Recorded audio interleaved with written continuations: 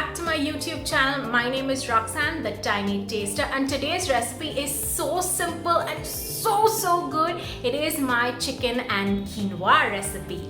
So this is just a recipe I threw together after all the debauchery of Christmas and New Year and all that heavy food. I wanted something light and healthy, so I picked quinoa and chicken. Of course, if you want to make this vegetarian, you can skip the chicken completely. You could add lots of fresh vegetables, maybe some paneer steaks or cottage cheese.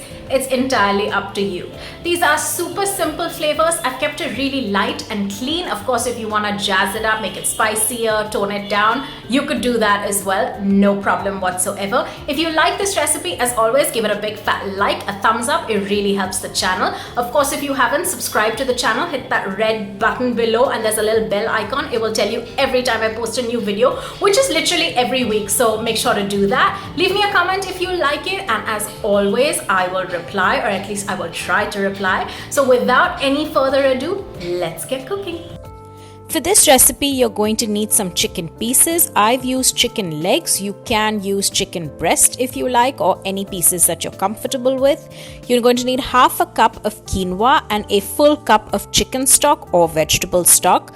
You'll need a couple of pods of garlic and some chopped coriander, a few chilies, you could skip them if you like, some salt, pepper, some mixed herbs, oregano, thyme, that kind of thing works, chili flakes, corn, and a full lemon along with some olive oil. So the first thing to do is season your chicken legs. You want to add a generous amount of olive oil, and to that your pepper, salt, all the mixed herbs and the chili flakes, and you just want to rub it all in together and make sure that both sides of the chicken is well seasoned and everything mixes well together.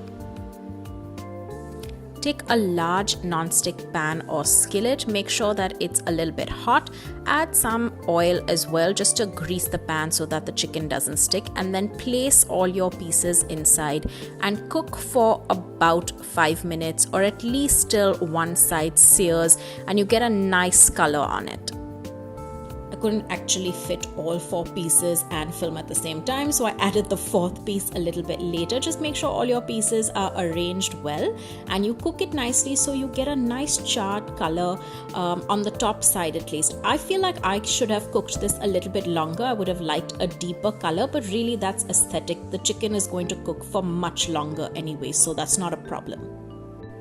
To this chicken that's cooking, you want to add in your quinoa. Now, some people like to rinse their quinoa beforehand, some don't. I don't think it made much of a difference. I just added it straight to the pan. And to the quinoa, you add in your chicken stock. It's really a ratio of 1:2. So for 1 cup of quinoa, you'd need 2 cups of chicken stock. For half a cup of quinoa, you'd need a full cup. That's what I've used. And to this stock, you want to add in all your aromatics or your flavoring. So main flavoring that I like is the lemon. So first I've zested the lemon nicely, and then I've just squeezed it in completely to make sure that all the juice is added in. I've used 1 lemon for this, and I've not used lime. Of course, you could use lime if you like. I just thought the lemon would be a lot fresher. I've used 1, but actually I think 2 would have been much better. Add in your garlic pods. If you want to add the chili, you could snip them and add it in as well. I've added the corn to this. I haven't boiled the corn because there's enough stock in here, so as the quinoa cooks, the corn will boil and cook as well along with the chicken. So you just want to make sure all this cooks for about 15 to 20 minutes. Cover this and let it steam nicely. You'll notice at about 20 minutes all the stock has completely soaked up and the quinoa is cooked. Of course, your chicken has cooked before and it's cooked for another 20 minutes, so your dish is completely ready, but you want to make sure that all the stock has been absorbed, otherwise the quinoa will not be cooked. Just garnish this with some fresh coriander or parsley, whatever you like, and this is pretty much it. That's all it takes for this wonderful one-pot meal. I would suggest using a fork to just fluff up the quinoa slightly before you serve this in. If you take a spoon, you might mash it. It tends to be a little bit clumpy, so just be gentle and fluff it with a fork first.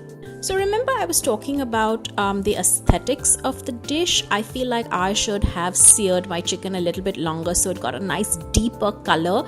But of course the chicken is cooked. It's cooked so wonderfully. It's poached in all that lovely stock as well. So if you want a darker color, I would say cook it on one side for about 10 minutes before flipping it and then adding the quinoa. But that's really it. You can customize this. You can add in vegetables that you want with it. You could add in more quinoa, less chicken pieces, whatever catches your fancy. So I hope you've enjoyed this recipe. If you have, as always, don't forget to give it a big fat like, and of course subscribe to my channel, leave me a comment, and I will see you guys very, very soon.